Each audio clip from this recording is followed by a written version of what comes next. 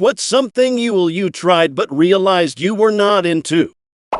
Nyate mori, or the practice of eating sushi off a perfectly still naked woman.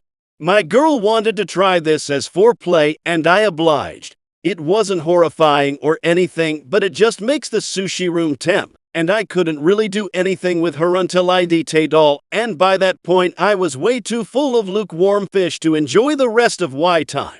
I tried setting this up for a friend of mine's bachelor party.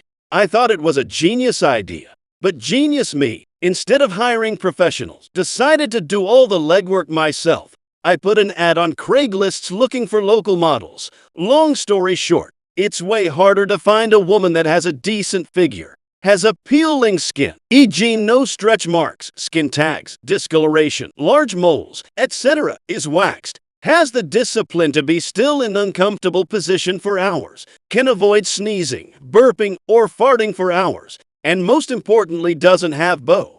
I did meet one who says she had prior experience, but she would have charged $6,000 for the whole evening, not including food and location. I just ended up last minute hiring exotic dancers and renting out a hotel room instead. We still got sushi, and the dancers were cool and would place pieces on their stomachs and let us eat it off. Ought to be young again. Handcuffs. Better ways to be restrained. There's leather handcuffs that are about 3 to 4. I prefer these if a guy asks to handcuff me. The thing that's hard for me is when guys specifically ask me to pretend to be very young and be handcuffed. It's not, and mildly cringy, but I will do it. I am living in Tokyo and have had Japanese guys ask me to moan more like I'm being raped and pretend to be like 12 while being handcuffed. I love being called a good girl too. I don't like too much degrading stuff, but I don't mind being called a slut when we are both about to finish LMAO. This in a very trusted, loving relationship. If he actually treated me like any of the things actually said just for dirty talk, or said anything like that in a non-appropriate-ual way, or non-ual way, I'd slap him and leave him in 2 seconds. But I know he wouldn't. That's why it's fun during intimacy. It's ironic how the most loving, trusting relationships can end up being the kinkiest. Years ago, I hooked up with someone who I quickly realized didn't want to be a dom. He wanted to be an a-hole.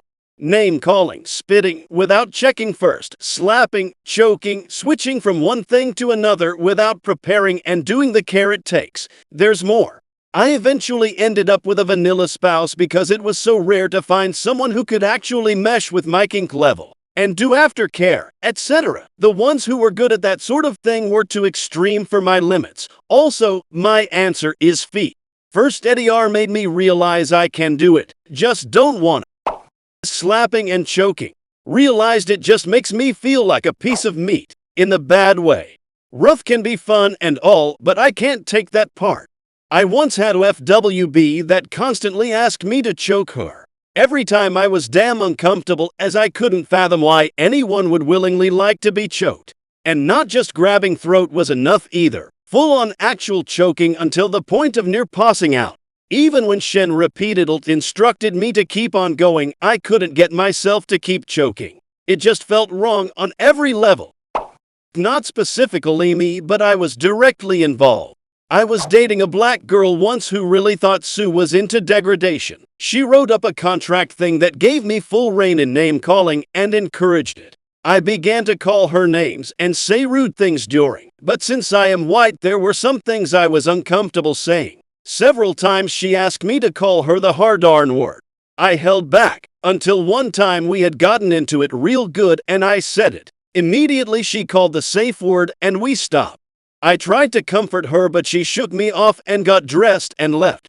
Later that day, I got a text from her that read, "I thought I wanted that, and I really did like you. But I was wrong on the first part, and now I can't see you in that way anymore." My wife had a friend who divorced her husband but didn't really tell anyone why, but she seemed really down, so my wife invited her over to dinner and she hadn't met me yet. I'm white. My wife is black, and before the food was even served, she just asked my wife if I was allowed to use the hard dar N-word in the bedroom. She told us her husband insisted on it but never brought it up till they were married. Even went as far as suggesting they did a master-slave kink, but plantation-style master-slave. orgy. It looks good on, but in real life, it's a lot of chaotic energy, sensory overload, and performance anxiety jumbled all together. And the smell, like 20 minutes to an hour of with people. It's gonna stank, like bodily fluids all mixing. For the smell, the host could provide those little dried orange peel and rose nose sachets they used to wear in Shakespeare days. It'd look a little weird, but if a lot of people are wearing them, it could just be a quirk of the party. Or hide them with masquerade masks or something. Be sure you're showered. And a lot of girls surprisingly have no idea about vaginal care, lol. Make sure they're douched. If on their period, have a sponge in so it doesn't leak. And just aware whether or not they have BV or a yeast infection because they didn't clean their last time they had. I know a lot of information, but just here to offer some advice in terms of the smell. This angry mob is pretty funny. I guarantee just angry girls that don't get their butt. Prove me wrong, or are the same people that don't brush their teeth before a date, event with close interaction, or don't put on deodorant ever. Aluminum free, of course. This is prepping for an orgy, fish brains. Guarantee you same people don't get tested either. Left this up to show my friends how absolutely nuts you guys are. In my younger years, I attended a psytrance festival in the middle of Wisconsin on the property of an infamous nudist camp. Pretty normal festival with no funny business, so to speak. Second night in, while keeping a nice buzz, I began talking with the groundskeeper, being like, wow, this festival is pretty wild. This man turns his head, spits, and grumbles, you haven't seen. We ask him to elaborate. Come back 2 weeks from now for rape weekend. Pressing for more, he told us exactly what that was. Women with their kink come from all over. The first day is all mingling and getting to know folks. Then on the second day, after waivers are signed, they all strip down to nothing but shoes, and it begins. The women get a 5-minute head start sprinting all over the property, followed by groups of men who chase them down to participate in their fantasy. So my answer is that rape weekend at the nudist campground. Did not attend the fabled weekend, but the guy's face said it all. Definitely not my bag, baby. Underwater. Contrary to popular belief, water is nothing like lube. So with one of my first girlfriends, we tried banging in the shower and a swimming pool, and yeah, it never worked well. But then I had this other girlfriend, and we were getting freaky in a hot tub frequently. And for whatever reason, that worked not bad. One theory is that she always got really wet on her own, so I think there might have been enough natural lube production to keep it going. The other theory is that I already had failed experiences trying to do water before, and went into it with a different strategy and expectations. So like, rather than big thrusts like what you might do in the bedroom, you instead go for a lot more gyration. Completely casual. Turns out attraction and desire isn't enough for me. I also need at least some level of connection. So, interestingly, this is how my wife and I met. Senior year of college. She and I vaguely knew each other. We ran in similar circles as our majors were close enough to each other that we had a few shared classes. She also happened to be good friends with my third cousin, who was going to the same college as me. My wife had gotten out of a fairly long relationship sometime in July, August, I think. I had gotten out of a 2-year-long relationship in early September. Mid-late October, I start desiring some casual relations. I knew my ex would have been down, but that would have opened up a whole host of issues. I started looking for someone to have some fun with. This was the pre-Tinder days of 2006, so Facebook at the time only for college kids was my go-to. I came across my wife and thought she was hot and sent her a message. A couple of flirty messages via Facebook and AIM, and we started a casual FWB situation. The casual was fun, but then we both started catching feelings. About 2 months later, and we're cuddling after hooking up. We both share that we're exclusive with each other. We both mention that we might as well try a relationship since we have a lot of fun together. Start dating. 2 years later, we're engaged. Married in 2009. We celebrate 14 years married this summer. We have 2 awesome kids, and life is good. So yeah, tried the casual thing and ended up with a wife. Kai was stuck in a loveless marriage for 4 years, so when I left, I indulged in plenty of casual. When I found the person who was the most compatible, I married them. I mean, we dated for 2 years, lived together, and then got married, but we definitely wouldn't have done all that if the hadn't been as great as it is. I can have unlimited friends. I choose to have one person to get freaky with. So I want that one person to be the right person. So I prioritize the freaky part. If I had tried to have actual relationships with everyone I slept with, it would have taken way too long. This is referred to as s.e.xual, and it's completely normal. I always thought I was the odd one in my friend group because despite my high body count from being a teenager, I have no interest in ons or FWB. I always slept with people expecting them to fall in love with me. Didn't work. Once I put s.e.xual on my Hinge, I met someone who I chatted to for months and developed feelings for before we met and slept together. 2 years later, we are still together, and he's the man of my dreams. Can't wait for the future. All thanks to discovering what s.e.xuality was and being honest about what I wanted and didn't want. MFM threesome with an old girlfriend. It sounded so hot. The moment it began, I realized I was just watching her another dude 2/10. I like watching MFM sometimes, but would never try it for this reason and because I'm not into men. There's something about watching a girl put in all that effort, or being put into positions that one person just can't accomplish on his own. But with a girl I have feelings for. Nah fam. Plus you have to be doing the work so you don't get to see it from the perspectives they show it. So even if you were into it, it just seems like it would be less enjoyable. I've tried to accomplish the same thing with dildos, and to be honest, have gotten a little jealous of the dildo s.e.xual, like why doesn't she mind like that? Guess there's just something about me being inside her that turned her on. Now I gotta figure out how I can be inside her everywhere at once. We have a huge and obnoxiously luxurious wet room in our master bathroom. 2 shower heads, 1 waterfall, and 1 rainish one, and a huge bathtub that can fit us both. We're both well over 6 feet. Love shower. It's the best. You just gotta have space and non-slick tile. We have this gray hexagon stuff that is wonderful, and I picked it out to avoid slips. Also, maybe I just have a leaky watt when I'm turned on, but we just move out of the way of the spray, and don't have an issue with losing lubricant. I might need to patent our wet room or something. Orgies. The smell was really bad. Almost putrid smelling. I've smelled some bad orgies in my day. I worked in a club as security, which mostly meant flirting with the bartender and snacking on the free buffet. I'd make rounds to ensure nobody was doing anything against the rules regularly, and to see what the kinksters were up to. I've seen some weird doing that job, but the group stuff tended to always be the most unpleasant and stinkiest. Orgies often seem to be with the people you want least to see and smell naked. The SSBBW gangbang was by far the worst smelling group activity. It was a stench of beau being covered up by cheap perfumes, and that smell of the vag after a night of partying. It was like low tide in a locker room. I prefer my hygienic.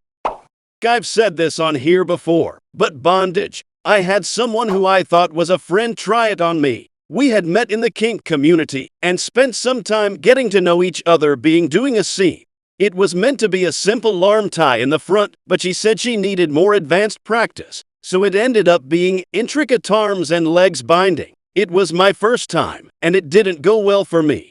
I asked her to stop, and she laughed it off. Used my safe word, and she still didn't stop. Violated my consent after that. I ended up having what I believe was an anxiety attack and feel on the floor convulsing and freaking out. She said she'd untie me but didn't want to ruin her rope, so she wasn't going to use the safety scissors to cut me out. So I had to lay there not moving in a panic for about 15 to 20 minutes while she undid the bindings. That is when I realized I don't like bondage and will never allow anyone to restrain me ever again. I can't even be gently pinned down by a partner now. Public Godhead on a hiking trail, and it was not all we thought it would be. Too many bugs, and the possibility of hiking kids coming around a corner ruined it for me. The idea of being caught does nothing for me, and the idea of traumatizing youth just trying to have a nice walk stressed me the out. Was around 14 at the time and was out hiking with my dad. There was this little dirt path off the trail that led to a boulder on top of the mountain, and you could see really far.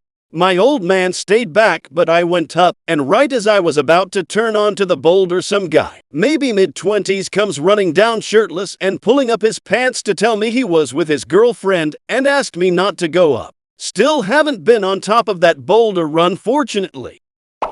My fiance and I used to do the public thing a good bit when we were first together. We started off as FWB, but it developed into a relationship. That was like almost 10 years ago that we did it in public a lot. Usually not like right out I'm the middle, but we did do it in the car a lot. And also on the front porch during thunderstorms. We live together now and haven't done it in public for a long time, but about a year ago we were on a hiking trail pretty far back in the woods where we hadn't really seen anyone, and he was like, for old time's sake. So I obliged, but same thing. I'm literally watching both ends of the trail, horrified that some mother and her kids are gonna show up at any second. Probably never again. Please don't call me daddy. I've been with my husband for 20 years. Saw him grow from boy to man. As a teen, he was the hottest skater boy. And as we grew and had a family together, seeing him become a great daddy over the years definitely turned me on. I guess it's the maturity, the care, the daddy he has become just turns me on. I call him daddy. He eats it up. It drives me crazy when he calls me a good girl when I'm coming, oring him off. I definitely have daddy issues, but god damn it's so hot. Spitting, I'd ride it with a partner once. I felt like such a piece of like, I love you and think you're beautiful. Why would I disrespect you like this? Honestly, how I felt at first. My girlfriend is very into degradation and being dominated. I'm more on the vanilla side. Whenever we started getting more comfortable with each other, she told me she wanted me to spank her and spit on her. Now she's my first, so when she told me this, I was hesitant because I was raised to always respect women and never lay my hands on one. So it took me a whole to full get comfortable with the idea of the stuff she was into, but eventually I got the hang of it, and now I enjoy it as much as she does. When I first discovered masturbation, for reasons unknown to me, I thought that sounding might feel good. Obviously, I had no idea what the sounding was because I was like 11, and it was 2002. I just knew it seemed like the lightsaber from my Anakin Skywalker action figure might fit in my pee hole, and it seemed reasonable to believe that that might feel good. It did not feel good. It did not feel good at all. It was very unpleasant. I immediately abandoned my endeavor and relegated it to, well, that was a dumb idea, and forgot all about it until I learned about the concept of sounding over a decade later. At that point, I could only wonder who they enjoyed that, because I very much did not. One-night stands. Had a few in my 20s, and it was never good. Yeah, the girls were hot, but that's not enough for me. It always ended with me thinking I could have handled this urge myself in less than 5 minutes, and I could be home gaming right now. It's rare to have it be better than all right one the first try. I found that replacing one-night stands with short flings helps. Like, I don't go for a one-night stand with a girl that I wouldn't want to have even a short relationship with. So when she comes back, after a few times, we get to know each other better, and the whole thing actually works. But sometimes it just doesn't work. Either the chemistry is way off or some people are just bad at this in general, and I'm not there to fix it. An ex put her finger in my bum without warning once when she was giving me head. It was a very quick note from me. I shared a flat with a guy this happened to. She was going down on him at the time. From my room I heard the scream. I ran into his room to find her on the floor with a bleeding nose, sobbing, and I'm in the fetal position on the bed crying his heart out. Turns out she stuck a finger up his arse without warning. In shock, he kneed her in the face. She then bit down hard on him. I pretty much turned around, went back to my room, and stuck my headphones on. My ex. But seriously, I'd say that anything BDSM and anything related to that type of stuff was difficult for me since I don't like hurting people. And there was also the weirdly specific roleplay she wanted to do that would last for days, and not like a few hours, like male pregnancy. Having me roleplay as a clone from Star Wars Clone Wars, and imagining she had an alternate personality which was a brat that had to be screwed in order to go away. At first it seemed like common things related to longer-term BDSM-type relationships, But eventually I realized after she was repeatedly pushing things like the male pregnancy stuff on me that she probably should find someone who was more willing to regularly do that type of play that was actually into it. I'd also say probably half the stuff my ex-girlfriend wanted to try, I was okay trying, but the amount of stuff she expected me to be capable of doing first try was not something my anatomy was capable of in terms of flexibility, length of time, or pain tolerance. There was also the polyamory. I am a monogamous type of person, and I don't get onto people about being poly, but I prefer a monogamous relationship, and she would often push to have anyone and everyone possible for her to sleep with. Eventually, she had me drive to go pick up her ex-boyfriend so that I could let them hook up while I was in another room nearby. Might been a cucking thing, nearby enough to hear, but not see. It was at that moment I realized my ex was in fact someone I was not into. It was for a number of reasons, but her constant pushing on my boundaries was definitely something that bothered me enough to leave her. I didn't expect people to care so much and to make sure that I am okay. To confirm, yes, I am okay. Aside from some issues related to my memory due to the gaslighting and abuse I received from my ex, I am doing good. I appreciate everyone showing concern. Also, clarity on the cucking thing. When I first got with my now partner, he'd never had a girlfriend or really tried anything. Once we got to a s.e.xual point, I asked if he had any kinks, but he said he wasn't sure. So we just tried a bunch. I peed on him, he peed on me, and neither of us liked it, so we just never did it again, lol. We also tried anal, and just personally a nope from me. Maybe when I'm old and loose or something, I don't know. My girlfriend was a skinny petite platinum blonde and surprised me one day by dressing as a Y candy striper, miniskirt, pigtails, knee-high collar, full stripy socks, and asked me to tie her up and her like she deserved. I went ahead with it because it was the first time a girl had gone out of her way to do any sort of Y cosplay for me, so I didn't want to ruin the effort. I confirmed my assumption that day that I don't find women dressing up like 14-year-old candy strippers. Why, on the contrary, I ended up feeling pretty creepy gross after. Spitting. A girl on Tinder I was ting with was super kinky and into a lot of I never tried before, like spitting, slapping, blood play, CNC, getting tied up, and like. First time we ate, she wanted me to spit in her face and slap it off. Hearing that request in real time was the absolute hottest thing in the world until I actually spit in her face and felt literal existential dread. LOL. I paused and slapped her, then ate her face, her until I finished and left. We ate a few more times without the spit slap stuff, and she was really such a sweet girl, but she could tell I wasn't super into the wild kinky, and she most definitely was. I didn't mind the slapping, but the other stuff was a bit much. LOL. She asked me to do CNC on her by literally breaking into her house through an open window and taking her during a set period of time, like 4-7 p.m. 6 months later, I see she's pregnant, got married, and is starting a family. Things happen fast, and I'm happy I didn't leave my seed in that soil.